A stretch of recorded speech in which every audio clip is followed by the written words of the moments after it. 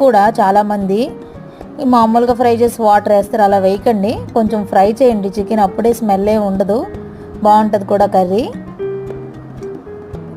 ఒక 5 minutes 10 minutes లాగా బాగా ఫ్రై చేయండి చికెన్ని. తర్వాత వాటర్ యాడ్ చేయండి, లేకపోతే నీచు కంపు వస్తుంది.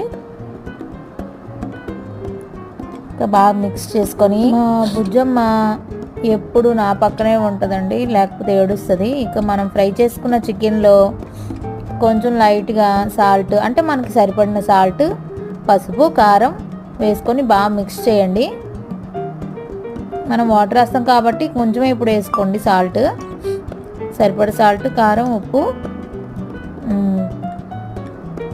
బాగా వేసి బాగా మిక్స్ చేయండి. బాగా ఫ్రై అవ్వాలండి, మెయిన్ బాగా ఫ్రై అయితేనే టేస్ట్ బాగుంటుంది. ఇంకో ప్రాసెస్లో కూడా చేస్తానండి. మా శ్రీకాకుళం జిల్లాలో